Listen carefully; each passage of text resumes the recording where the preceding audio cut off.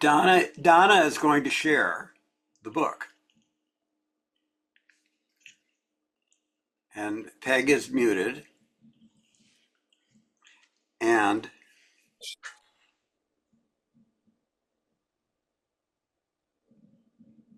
I have a thought that I've been thinking about, and that is that Appamada, if someone said there's a book about Appamada, you would think about it as a thing.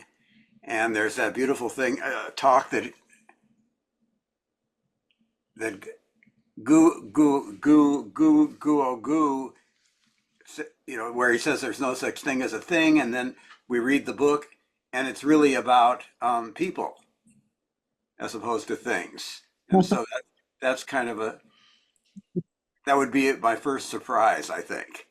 Mhm. That Appamada's not a thing. Not a thing. That's right.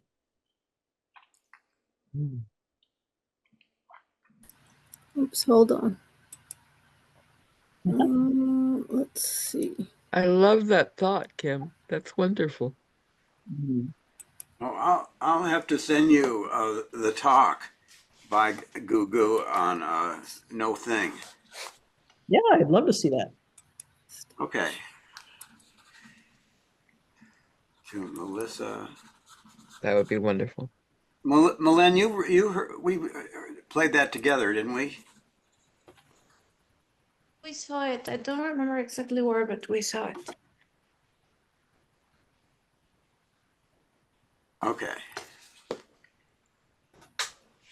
And I think we're on 172. Yeah, we're on 172. 172 or 72? Yes, 172. Yeah. 172. Chapter 7. There must be a quick way to get to it. Well, I kind of added 40. On the right, there you can see numbers, or I could on my Acrobat. Let's see. I'm not seeing any numbers. Down at the bottom of it says page 5 of 67. Yes, right at the bottom. If So you hit plus, 50 or It's not. I can't. Hold on. I gotta shrink my screen because I'm not seeing the bottom of my screen.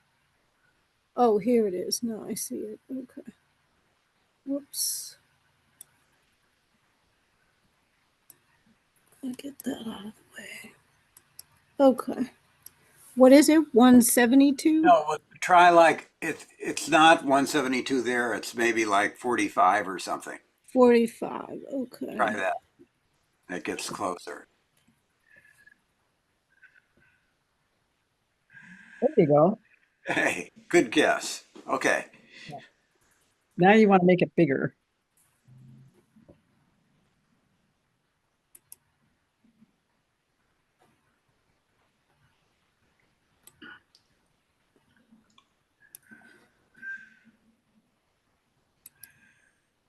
Bigger?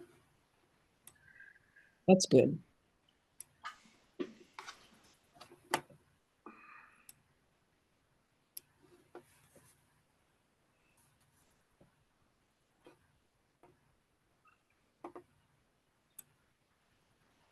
Melissa is talking, but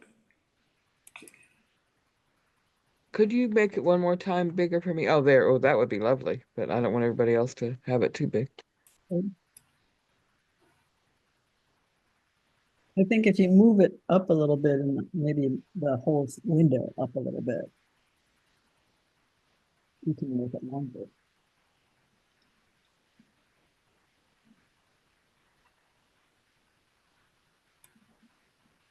Whoops.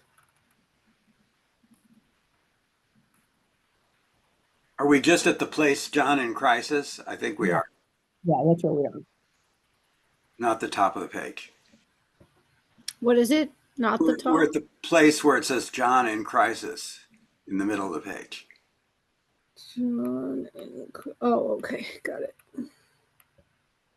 Good. Okay, so we don't have Anne, so I think maybe Kim, you are the Oh, okay. Donna, are you reading?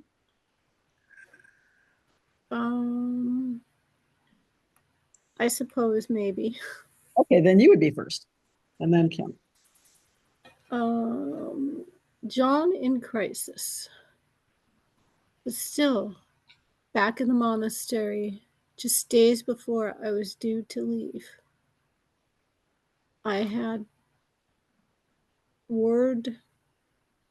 I had word that my dear friend and colleague John Leighton. Slayton was admitted to the hospital in crisis over the weekend and diagnosed with leukemia.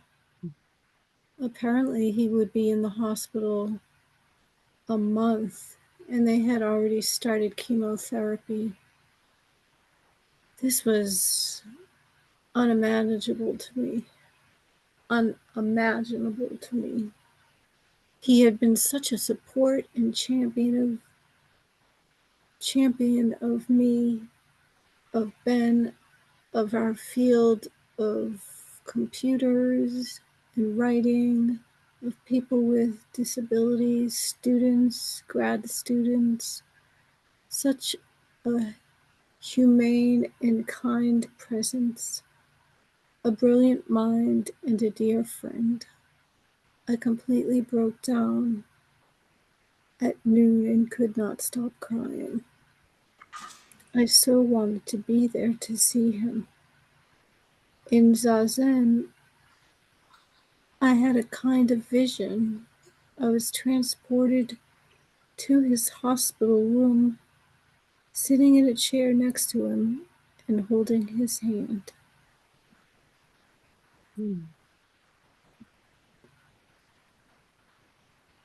Then our consciousnesses rose up above our bodies like flames, and we were looking down at ourselves there in the room. We marveled, and I said, "Look at those crazy things we have to wear." And then we were in the gales of laughter. I said, "Mine is getting all wrinkled," and John cracked. "I think I got mine from the bottom of the pile." It was such a funny, endearing image and so consoling. After Zazen, when Hogan noticed I was upset, I told him what had happened to John. He went into his office, and I was such a basket case, weeping and weeping, and he told me two very useful things. Don't talk about him in the past tense, and they would not have started treatment unless they thought there was some hope. So that helped a lot.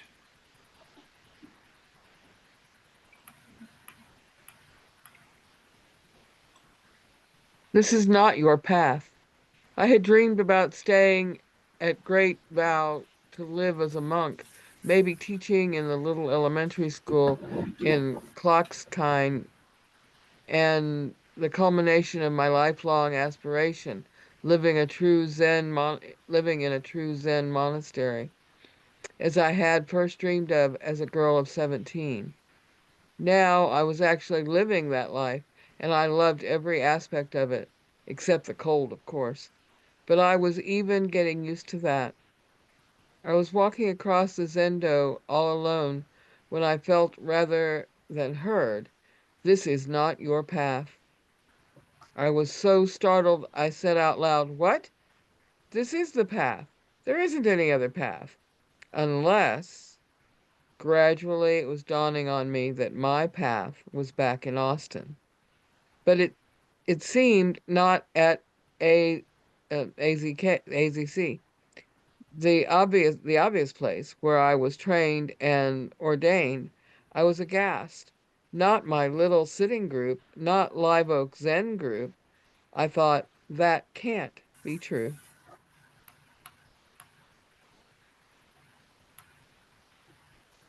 All this training in formal Japanese Zen forms and ceremonies and lifestyle, all this monastic living, so perfect.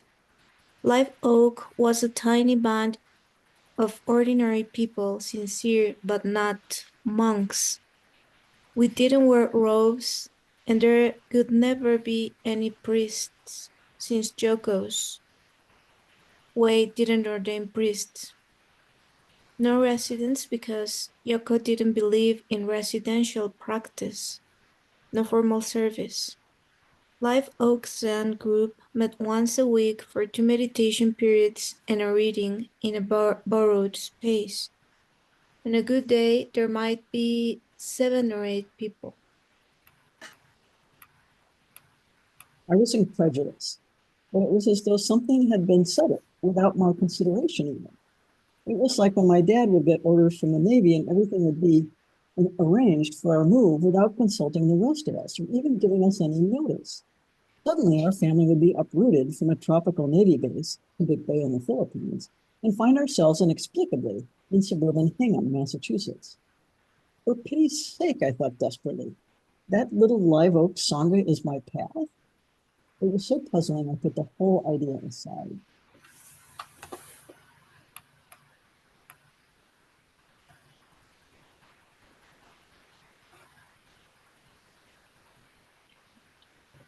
Is it me? Yeah, Okay. Jaka? Yoko, What is it? Jaka? Yoko, Joka, Blanche, Chosen, Chazen, Chosen. These three iconic pioneering women, Zen teachers, were made of steel forged in the fire of resistance, opposition, misogyny, and the wrenching scandals of male teachers that engulfed whole sanghas. They feared nothing because they had endured spiritual catastrophe and survived, stronger and wiser, with inconceivable depth and, and, and perpetual imperturbable, imper, imper I can't say impertep oh my god. Imperturbable calm. Each forged a new Zen for a new shaken world. Blanche within San Francisco Zen Center as its first female abbot, chosen by leaving ZCLA to create a new Zen center and monastery at Great Vow on the formal Japanese model, and Joko with her revolutionary practice, stripped down to its essential and freed from the traditional Japanese Zen ritual. These powerful women remade Zen in the West forever, each in its own unique way. I was privileged to know them and practice with them.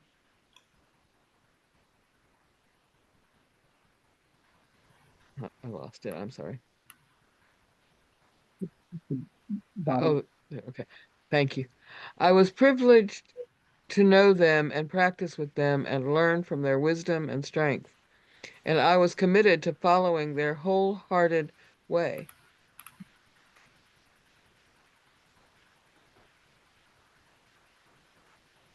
Did you want to look at the other pages on the right side? Or you want to continue to chapter 8?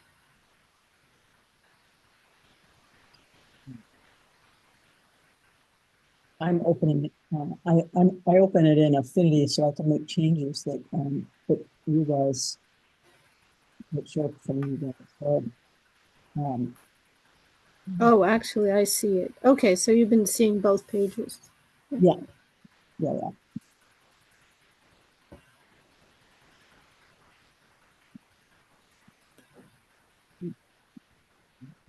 Should I continue? Yes. Yes, thanks, Milan. Okay, Flint. The path opens. As I began my training in Hakami following that life-changing week at East Salem, I was begun to pursue the kind of Zen training my new friend had told me about at San Francisco Zen Center. This was all before the internet, so I searched out phone numbers and information the old-fashioned way, writing letters and waiting for responses in the mail. I was determined to sit in real Zendo with real monks and hear a talk by a real Zen teacher. So I managed to arrange to travel from Texas to California to Green Gulch Zen Farm just north of San Francisco. I had not had an opportunity for any personal instruction before arriving, and I had absolutely no experience in Zen forms. Even though I had meditated in various ways for many years, I actually had very little formal meditation experience. But I had been reading my Buddhist books, preparing for my plunge into the world of Zen training. I was sure I would be able to manage just fine. I was determined and quite earnest, even though I didn't really know what I was getting into. Can we see the name of the portrait of the right page above, please? That is Blanche. Yeah, I'd like to see the quote by Suzuki Roshi that's on the top above her. Yeah. Where is it? It's above her. There. There.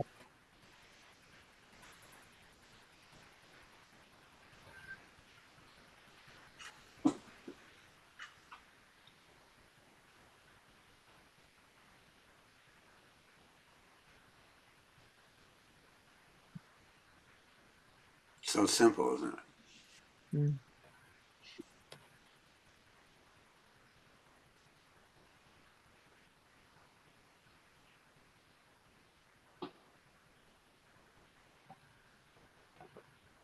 Okay, who's next? Yeah, probably Donna. I forget where we were now. Were we? We're right there that entire day at the top of that page. Okay. The entire day was shockingly unpleasant. I had chosen to arrive the evening before the retreat and to sleep in the Zendo meditation hall. I wanted to be present and ready for my special day of serene meditation. Of course, I hardly slept, so I was tired and a bit disoriented when the wake-up call rang, when the wake-up bell rang well before dawn. It was unbelievably cold. I was anxious, tense, sleepy, confused, in physical pain most of the day.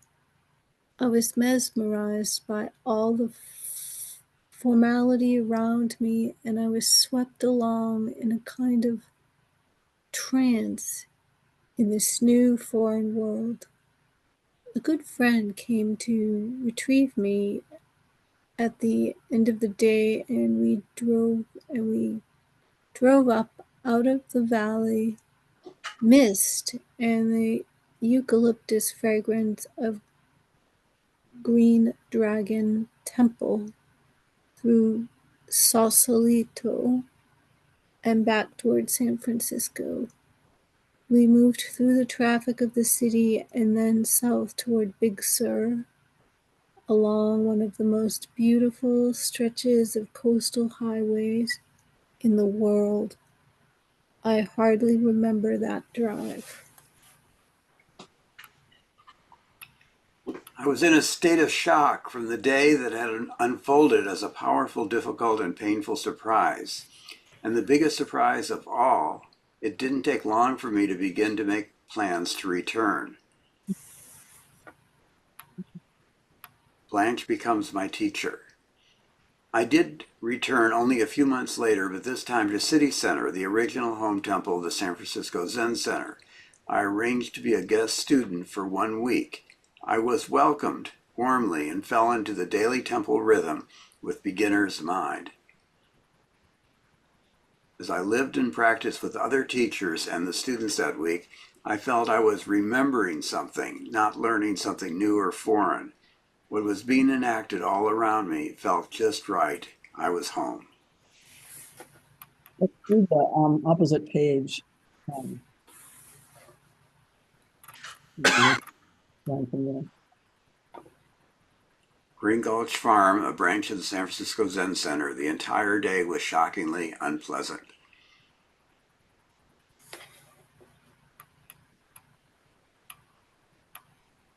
Blanche Hartman, Zenke Blanche Hartman, 1926 to 2016, was a Soto Zen teacher practicing in the lineage of I say it every day, Shunryu Suzuki.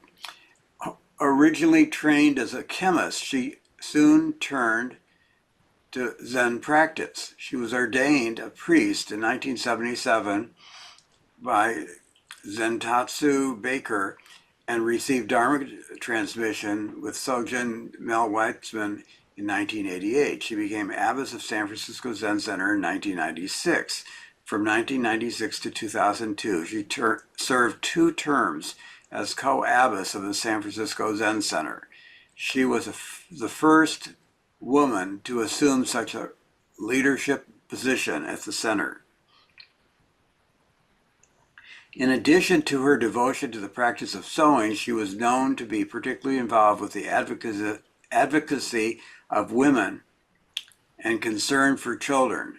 In 1992, she led an all-female practice period at Rinzo in Suzuki Roshi's home temple. This is the first time in the 500-year history of the temple that women have conducted a training period there.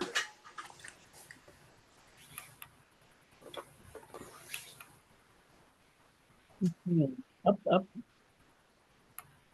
Yeah. You have to go back. Go back a little bit. A little bit more.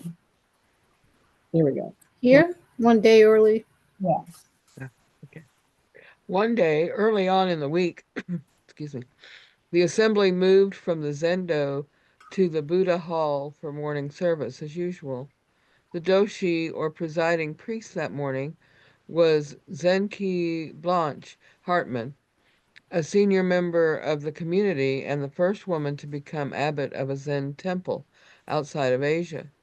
I was still learning the forms, so I was watching carefully, and that morning, as Blanche approached the altar with her attendant to offer incense, I could see an upright dignity and devotion that was both gently deliberate and very powerful. She returned to the bowing mat and carefully set out her zagu, or bowing cloth, and then offered her bows. I could hardly take in what I was witnessing. Of course, it was easy to say what was happening. This woman was bowing, but the entire event was an expression of something so full of devotion, I was stunned. I didn't know what it was, but whatever it was, I wanted that.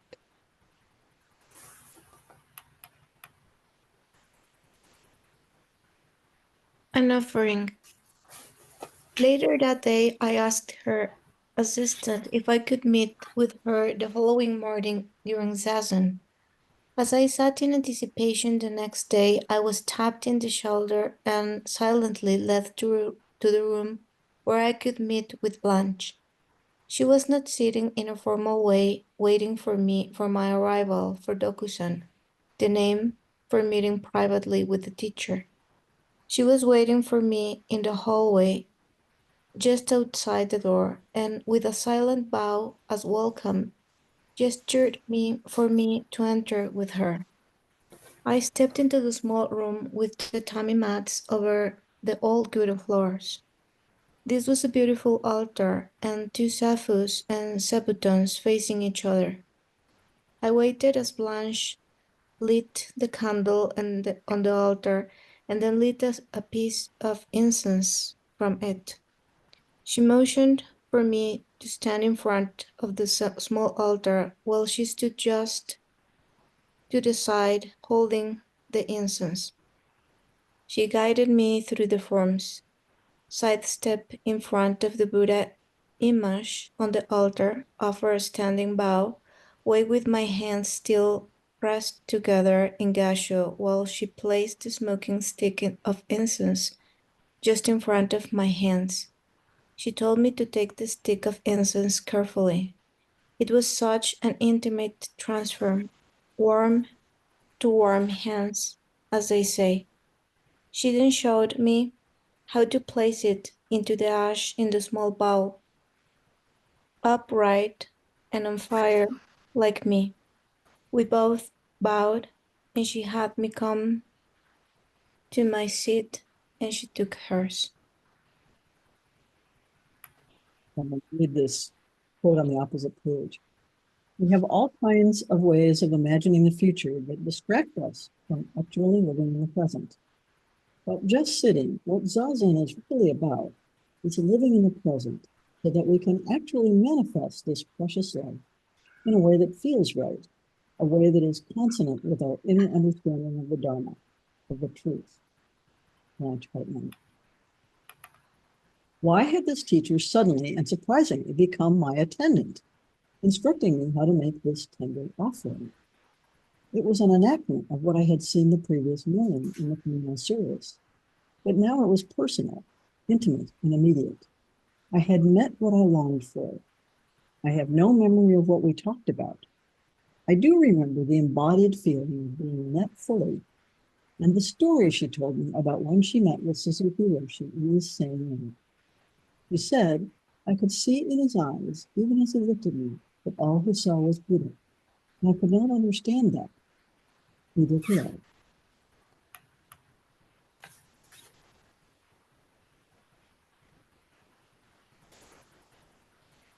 At the end of that week,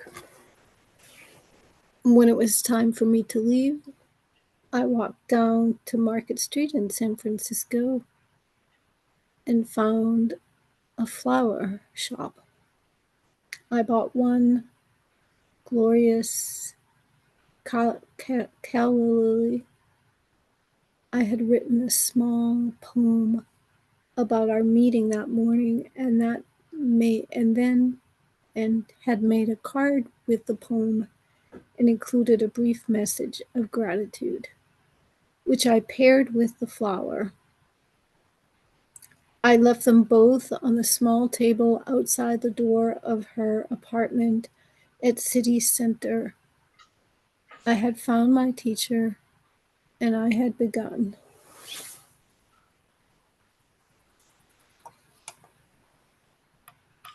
Jukai. Although I felt called to spend more time following this new path with my teacher, I had a very full psychotherapy practice in Austin. My responsibilities to my clients meant that I had to find just a few days and sometimes weeks to visit San Francisco's Zen Center for training. I would attend one-day sittings, sesshin, and brief residential intervals of practice when I could.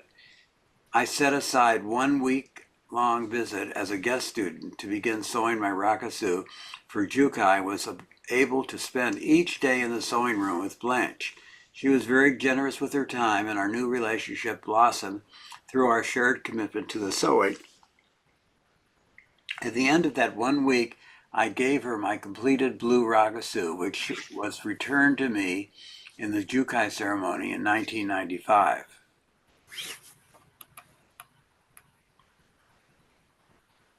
Oh, before I forget, it's the little thing where you have hand to hand in the above. One of the hands is misspelled. The first one doesn't have a D at the end. I'm an editor by heart. Did you see that, Peg? Um, On I'm page 182, on 180. Okay.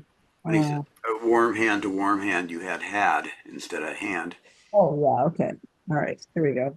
That's Flint. Flint gave me this. So, okay. Cool. Okay, sorry about that. Didn't mean to break the flow. Oh, no, it's perfect. Oh my goodness. I also visited Tasajara, a few times during the summer programs and got a taste of that beautiful historic monastery.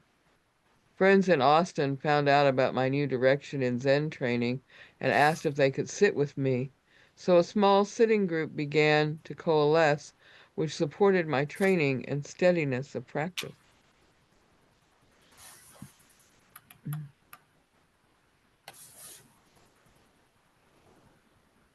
Pilgrimage to Japan.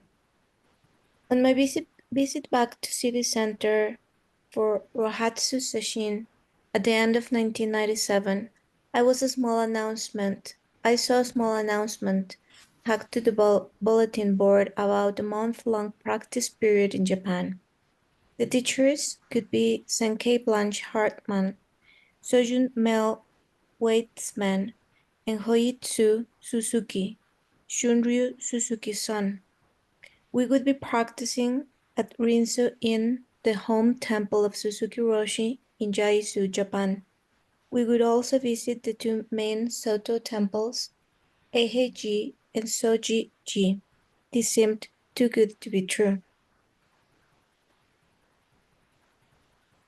The practice period would be led by the 3 teachers whose names appeared on my lineage papers ahead of mine.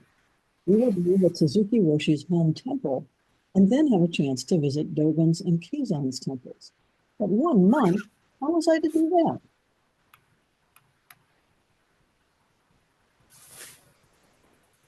I sheepishly brought this possibility home to my partner. He was a bit anxious about it,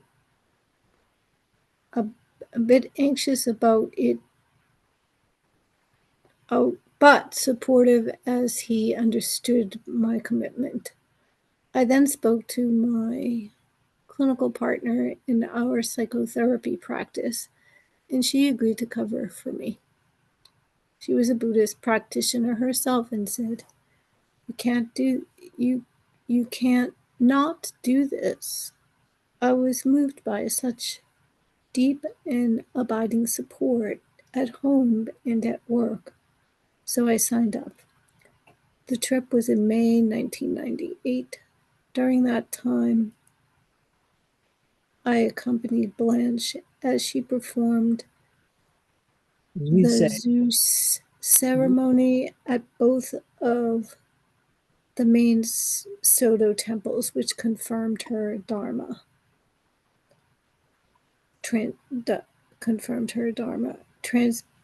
Transmission in the Soto lineage, a historic moment.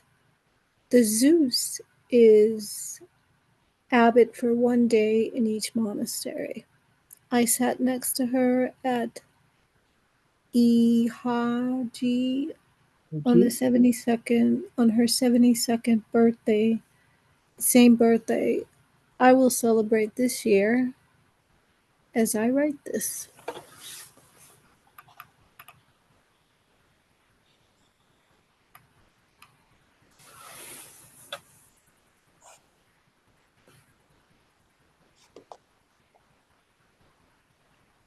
During our visit to Heiji, one of the 2 heads temples of the Soto Zen order in Japan, we were greeted by the head of international relations to Soto Zen, Matsunaga Roshi. The esteemed teacher had known Suzuki Roshi when they were both young monks in training and was warmly welcoming. When we arrived, we were invited almost immediately to the zendo to sit zazen as a way to enter the monastery and settle. We were lined up along one wall, sitting on the long tan, the raised platform covering tatami mats. As we sat, we could faintly hear the door open, and someone silently moved to the end of the tan and stood in stillness for a few minutes.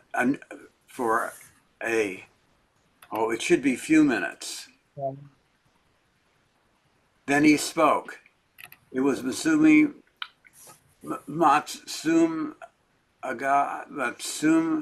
Naga Roshi, and he said, when Shunryu Suzuki left Japan and went to the United States, I could not understand what he was doing. He paused for a moment and then continued. Today I see what we are doing. He slowly turned and left us gracefully as And he, he, and today, left us as gracefully as he had entered, and we sat with this powerful recognition and feeling of gratitude. I really like that part yeah, that yeah. they saw. Becoming a priest. Upon returning from Japan, I continued to lead the small sitting group in Austin, which eventually blossomed into the Austin Zen Center. At this point, Blanche came to me and said, "You are practicing like a priest. You are serving a community which has grown up in response to your offerings and your presence. Do you want to follow the priest training path?"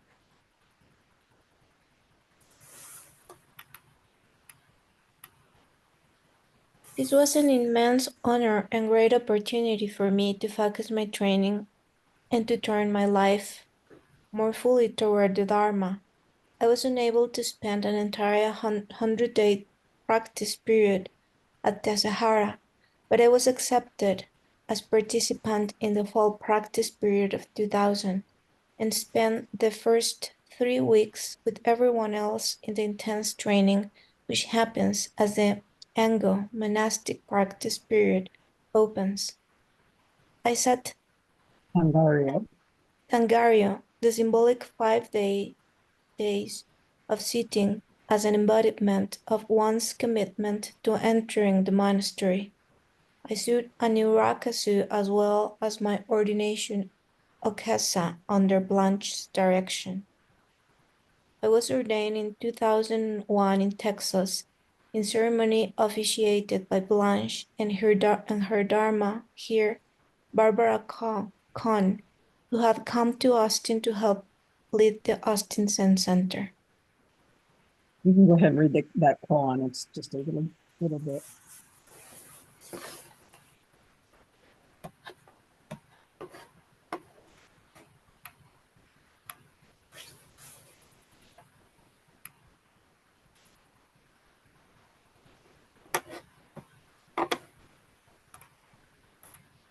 Yeah, it's, okay.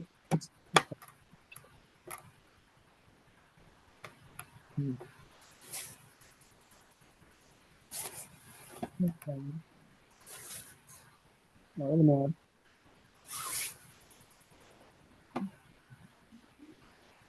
Is Yeah. this what you want to read? The Flint's priest? No. Down at the bottom of the page, there's just a little koan Oh. right there. Yeah.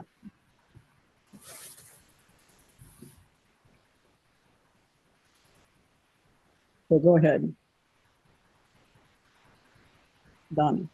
Me? Just go ahead and Oh, finish. I thought you were reading. No? I just finish The out this. Gateless Barrier Zen comments on the Momakan translator Zenki Shoyarna. So read the little koan that's above that. See what it says. Oh, okay. Anman said, "Look, this world is vast and wide. Why do you put on your priest's robe at the sound of the bell?" Good question. That would have been good. Sunday we did ask a Zen mentor. That would have been a good one. Yeah, except that they don't wear robes. But anyway, okay, koan study. Blanche also suggested I spend time engaged in koan practice with Ruben Habitat, the lead teacher at Maria Canyon Zen Center in Dallas. Ruben was also a professor at the Perkins School of Theology at the Southern Methodist University in Dallas. He embodied the bridge between the Christianity of my childhood and this new Zen path which was opening for me so vibrantly. I sat sessioning with Ruben and often visited him for private koan study, sleeping in the Zen at Maria Canyon. He is a remarkably generous and wise teacher, a real treasure.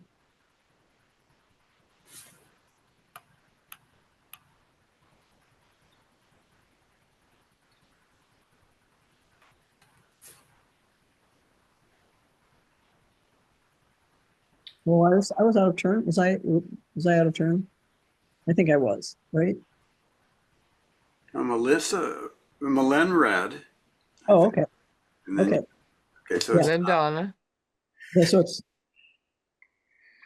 Oh, is it me now? yeah. Well, I'm sorry. Where are we at? New perspective? Yeah. Yes, no. Yes. A new perspective. Having now spent nearly 50 years as a psychotherapist, I have been blessed to work with many people who have been incredibly inspiring. In our intimate work, many of my clients have demonstrated remarkable psychologically remarkable psychologically it should is just that be right? Remarkable it should just be psychological awareness, psychologically awareness, logical. have had profoundly illuminating insights and have endeavored quite diligently to relieve themselves of the suffering resulting from the contractions and distortions of their fractured early lives. However, having entered into this world of psychological awareness and healing, I've also seen many of the same inspiring people become caught in repetitive loops of self-reflection and self-identification without a means to see beyond this psychological perspective based in their individual and separate self. Insight is not enough for true liberation, and behavior changes only when going so far and opening the gate to freedom from unnecessary suffering. Without practices which help us question the very foundations of this self with which we so strongly and unconsciously identify, and without investigating the ways in which we construct and maintain this self, we can remain lost in unending attempts to repair the self with the self, only to find ourselves in despair at our seeming failures.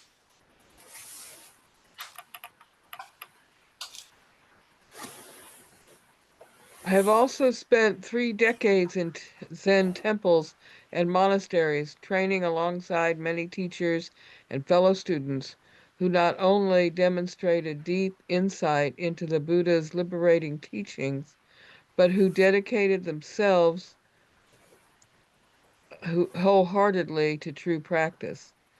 Many of these remarkable students and teachers cultivated a capacity to note in precise detail all that was arising in their hearts and minds as they sat in meditation, and who could convey these practices and teachings of the Buddha quite beautifully to others. However, I have at times also seen many of these dedicated disciples of the Buddha way open to their thoughts, feelings, memory, and bodily sensations during sasan and discover that they have almost no direction in how to work with some of the pains and contractions they discover.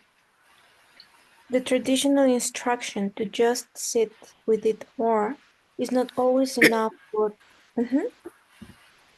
Did you say something?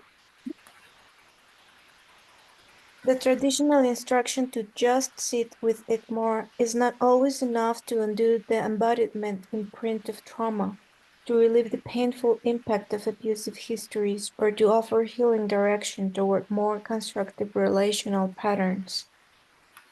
Through sustained and wholesome practice, we can sometimes achieve periods of emotional relief through meditation practice alone, but we may continue to suffer in unseen ways.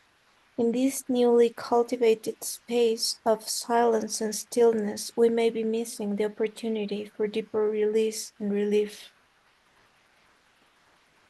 As an experienced therapist, I could see that more relief was possible for these practitioners, and I was saddened to see so many lovely individuals struggling to discover the liberation they sought by relying on spiritual practice alone. No matter where we begin, we all want to be free from unnecessary suffering. As I had come to realize, this was the Buddha's only concern, and every practice he taught served to encourage the liberation of a clear mind and a warm heart.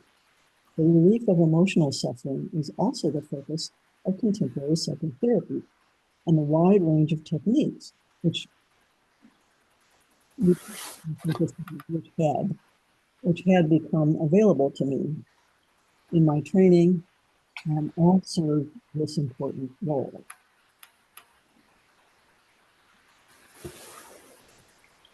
I kept searching for how best to understand these liberating mindfulness practices alongside the new and very potent methods for emotional and relational healing. Both approaches are profoundly transformative, and when skillfully woven together, they pave the way for increased vitality and a deeper sense of peace, freeing us of unnecessary suffering. Such an integrated approach shows us how to grow up and wake up to who and what we truly are. With this newly dawning perspective, I deepened my commitment to ongoing training and practice so I could better embody the two essential functions of my life's work and vow, psychotherapy and Zen practice. As each informs the other in the relational context encouraged by the Buddha, we have what we call the double helix of full maturity, the compassionate path of growing up psychologically and waking up spiritually. This is the path to a wholehearted life, nothing left out and nothing held back.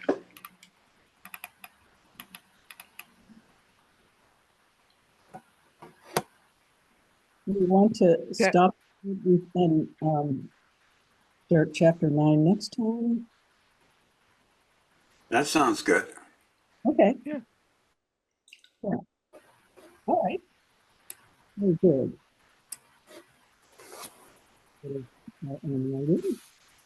Can I just see the photo of the Zendo?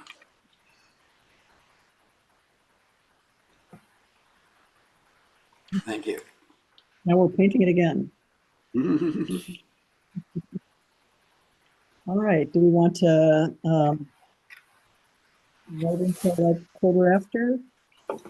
Sure.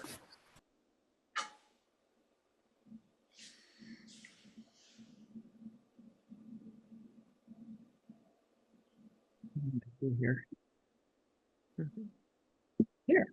Now I can see everybody this once.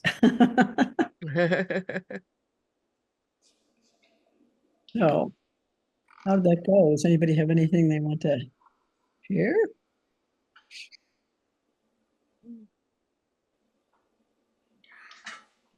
Oh, I'm always willing to share. Okay. I'm caught at this moment in the inauguration, the upcoming storm, MLK shivering in the back of a car because his wife packed his clothes and didn't think Chicago would be cold, and reading about Flint working as a psychologist but yearning for something more, both for himself and for his clients. I don't even understand spirituality, or maybe I have trouble telling anyone what that meant. But when Blanche told Flint to take the incense stick carefully, that certainly rang a bell. Or when Suzuki Roshi said to pay attention to what you were doing, that seemed spiritual. I wish it wasn't so close to the word spirit, but more about finding questions rather than answers. And then there is the storm that comes a few days after a 70-degree day, and an inauguration that comes after the ceasefire, an MLK enduring ignorance and poverty, but realizing a world where everyone would have a chance. It seems Flint went full circle from science to what science wouldn't solve, finding a question to an answer. That's great. That's good. What a nice, Thank you. Thank you. so many things in the mix, right? Has the storm hit there yet, or is it on its way? Is what? Has the storm hit there yet, or is it? No. Mhm. Well, I haven't been out for the last hour, but I don't think so. It's not really so much a storm as it is overnight. freezing. Yeah. It's bitter cold here for sure. Yeah. Yeah, it's 28 here right now. It's going to get down in teens, I think. So does But anybody no else precipitation. want to share anything? Mhm. Mm, I can share. Great.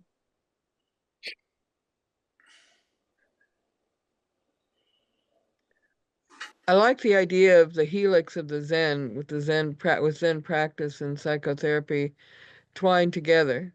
I have no really I have not really delved really deeply into either one of them, but have felt a gentle tug towards both. I have long wanted to make a meditation practice a more regular practice in my life, and the idea of having someone whom I'm not intimately involved with listening to me sounds like it could bring real peace to my life. I'm not sure how to start, except that I have been attending meetings via Zoom with several Zen classes. I wouldn't know how or where to begin with the therapy part. I feel myself searching for, I don't know what. I feel I am growing and changing, but not sure how or why. This week's reading spoke to me of growth and change and accepting the change that is supposed to be rather than the change one wants it to be. I really enjoyed hearing things written from the heart, not just the facts about the way things happened, but the deep feelings and emotions that went with it. Also, about someone finding their path by being told they are not on the right one. That is the voice I would like to hear, rather than the feeling I'm being guided on a path and then turned away at the gate and told to start over again. Feeling that I learned from each path, but am still searching for the one that has an open gate or finding the key to match a gate. Sigh. That's so thoughtful. Thank you.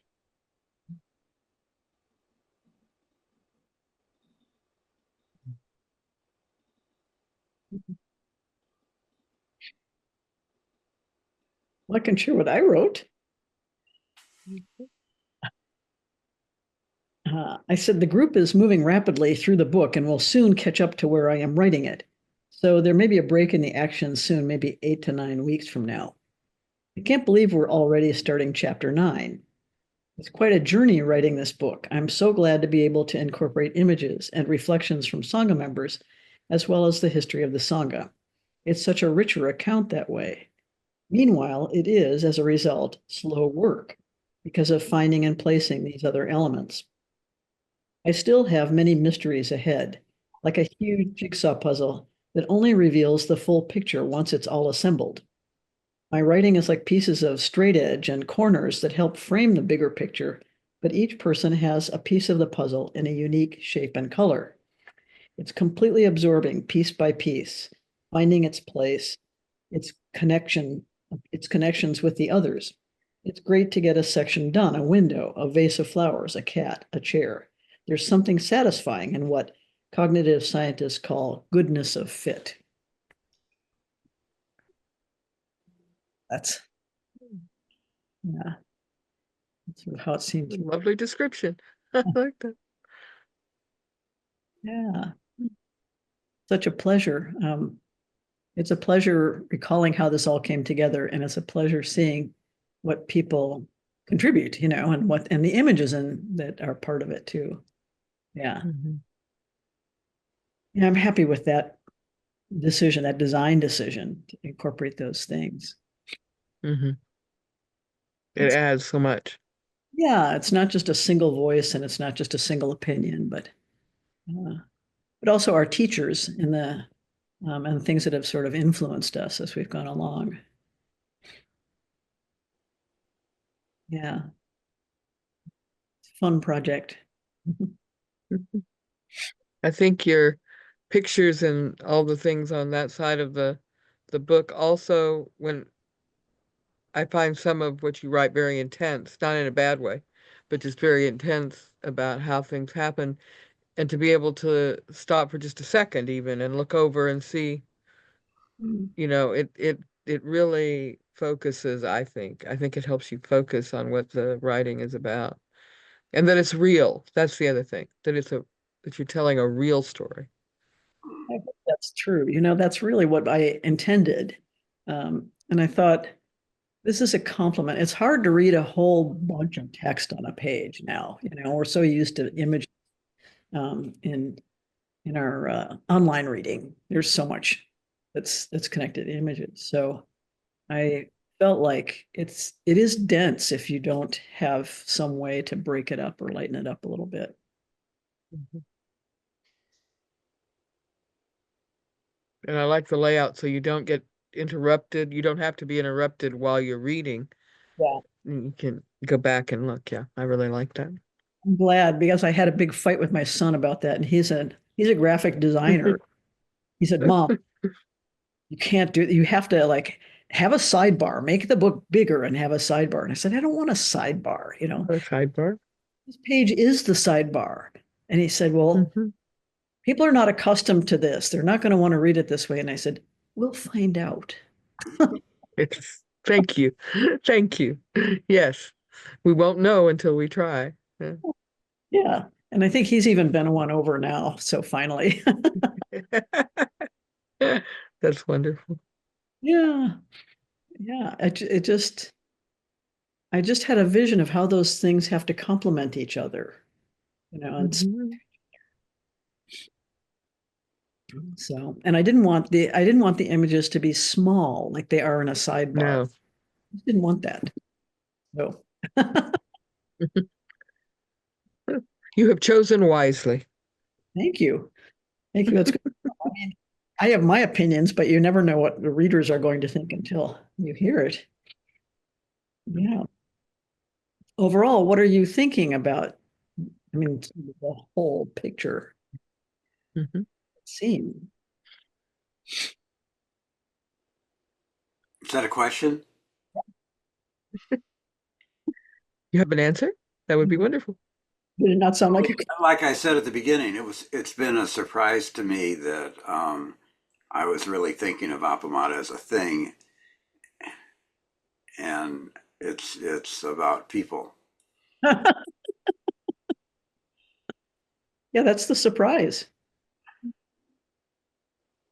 I mean, especially because we think of meditation as this sort of solitary activity, um, where you're isolating yourself so that you can go deep inside. And there's not such a sense of it as a social activity, but it's so very different sitting in meditation by yourself and in a group, for example. But it evolved through your journey, I think so. It seems that way to me. and you couldn't see where it was going. No, no, and that's part of what I wanted to convey because I know that people, I don't know, they think it's all of one piece, like this is the way it's always been.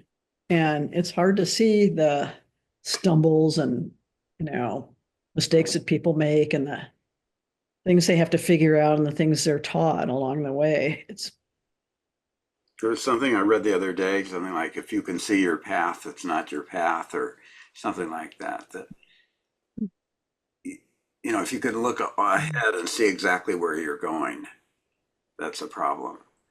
Well, that's interesting because, and as it says in the merging of difference and unity, if you don't see the way as you walk, how can you know where you're going? Mountains Both are true. and rivers will block the way. Yeah. Yeah, both are true in our very paradoxical way. Yeah.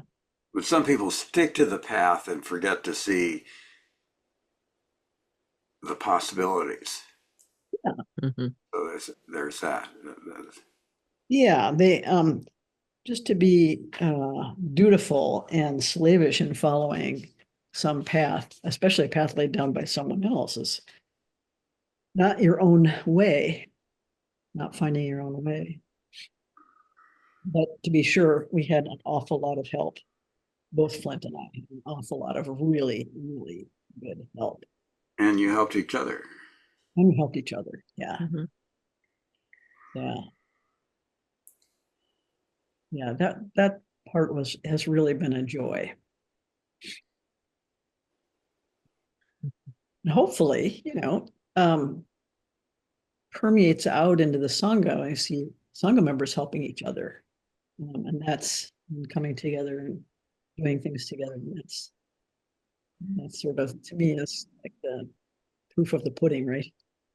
The quality of the Sangha. I always felt like that was actually the best test of a teacher, is to look at their students. Are they faring well, psychologically healthy? Are they engaged? Are they connected to each other? They have a positive vision for the future. Um, they have good relationships in their home lives and in their workplaces. And to me, that says a lot about the health of the Sangha.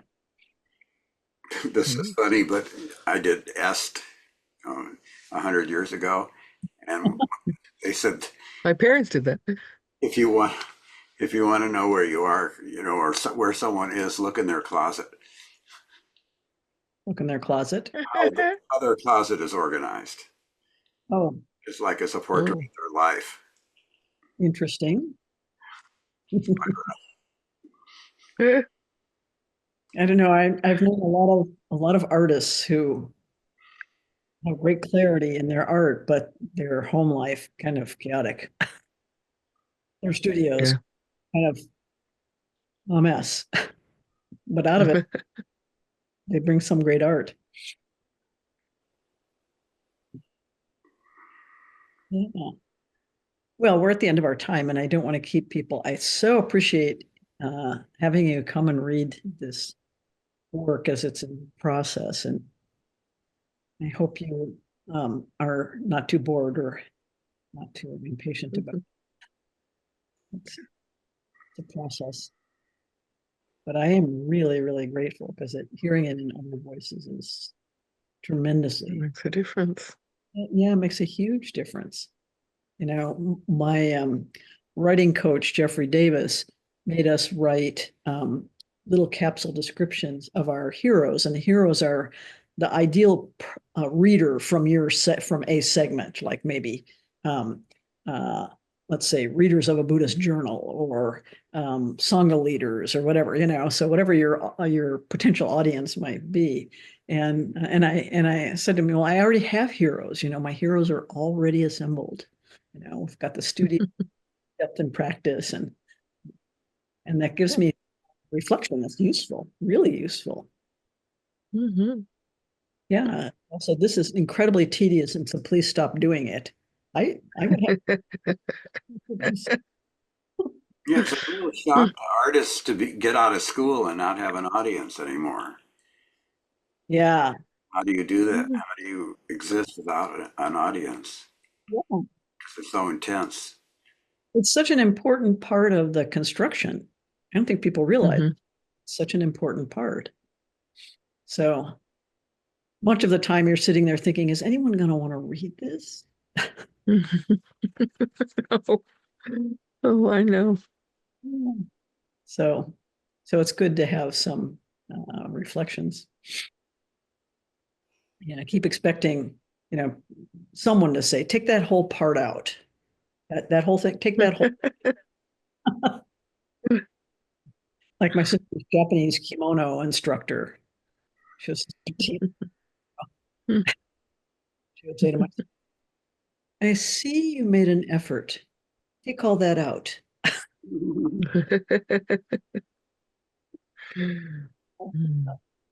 So that's my normal voice now. I see you made an effort. Take all that out. Anyway, thank you so much, and I will see you next week. We'll proceed chapter 9, galloping along here. Take care of yourselves and stay warm and dry. Yeah. Okay. Good night. Good night. Bye, Donna. Thank you, Donna. You're welcome. Good night. Thanks, Donna. Night. So Kim, we're all set? Yep, guess so.